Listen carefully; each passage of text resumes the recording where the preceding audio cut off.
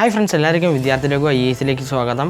Pegasus ചാര software നിരീക്ഷണ ആരോപണവുമായി ബന്ധപ്പെട്ട അന്വേഷണത്തിൽ 5 ഫോണുകളിൽ ചില മാൽവെയറുകൾ കണ്ടെത്തിയതായി സുപ്രീം കോടതി പറയുന്നു. എന്താണ് പെഗാസസ്? ഗ്രീക്ക് ഇതിഹാസത്തിലെ ചിറകുള്ള കുതിരയെ വിളിക്കുന്ന പേരാണ് പെഗാസസ്. അതേസമയം 2019 പുറത്തു വന്ന ഫോൺ ചോർത്തൽ വിവാദത്തോടെയാണ് പെഗാസസ് എന്ന വാക്ക് പലരും പേടിയോടെ കാണാൻ ആരംഭിച്ചത്. 20 രാജ്യങ്ങളിലായി 500,000 പേരുടെ ഫോണുകളിൽ നിന്നുള്ള വിവരങ്ങൾ ചോർന്നുവെന്ന റിപ്പോർട്ട് വന്നതോടെയാണ് പെഗാസസ് വീണ്ടും വില്ലനാവുന്നത്.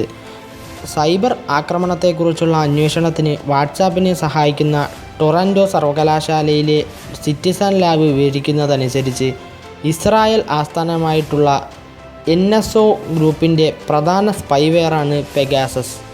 ക്യൂസ്യൂട്ട്, ട്രൈഡൻ തുടങ്ങിയ മറ്റു പേരുകളും പെഗാസസ് സ്പൈവെയറിനുണ്ട്. ആൻഡ്രോയിഡ് iOS ഉപകരണങ്ങളിലേക്ക് നുഴഞ്ഞു കയറാനും വിവരങ്ങൾ ചോർത്താനും ചോർത്തിക്കഴിഞ്ഞാൽ സ്വയം ഇല്ലാതാവാനുമുള്ള ശേഷിയും പെഗാസസിനുണ്ട്. വാട്സാപ്പിൻ്റെ കാര്യത്തിൽ വീഡിയോ ഓഡിയോ കോളുകൾ വിളിക്കാൻ ഉപയോഗിക്കുന്ന വാട്സാപ്പ് VoIP സ്റ്റാക്കിലാണ് പെഗാസസ് കടന്നുകൂടുക. ഒരു വാട്സാപ്പ് മിസ് കോൾ മതി പെഗാസസ് സ്പൈവെയറിന് ഡിവൈസിലേക്ക് നുഴഞ്ഞു കയറാൻ.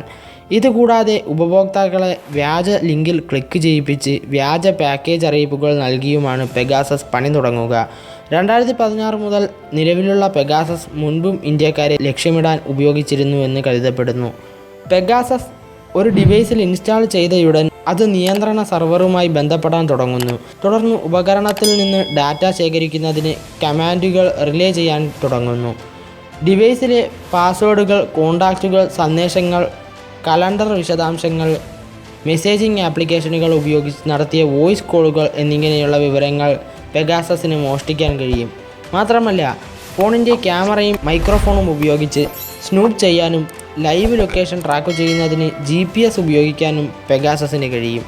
അപ്പോൾ ഫ്രണ്ട്സ്, എല്ലാവർക്കും ഈ വീഡിയോ ഇഷ്ടപ്പെട്ടെന്ന് വിചാരിക്കുന്നു. നാളത്തെ രാജ്യത്തെ പ്രധാന വാർത്തയുടെ വിശകലനവുമായി കാണാം. അതുവരേക്കും ഗുഡ് ബൈ.